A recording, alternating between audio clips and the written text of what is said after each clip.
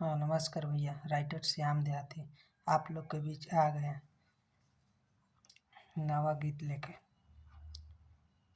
सुनिए मैं गा के सुनाता हूँ।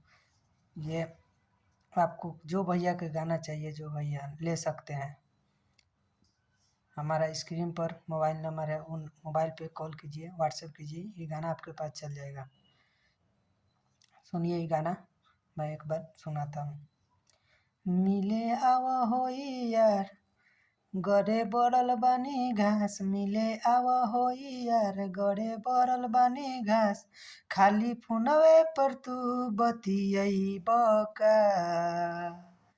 इहाँ सुना तारी चाची, इहाँ सुना तारी भाभी, तू सबके जनैबा का, सबके जनैबा का, सबके जनैबा का।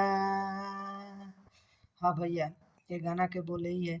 आप जो भैया लेना चाहते हैं वो स्क्रीन पर हमारा मोबाइल नंबर है, उस पर कॉल कीजिए, संपर्क कीजिए।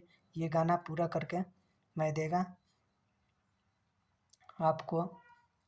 सब आदमी चार्ज जितना लेता है ना वो उधर से 100-150 रुपये हम कम लेंगे, आपको ये गाना पूरा करके देंगे। आप जब भी फ़ोन करेंगे, जब भी हम आपके पास ये गाना रेडी करके भेज देंगे। अब आप लोग का मर्जी, अब डालेंगे।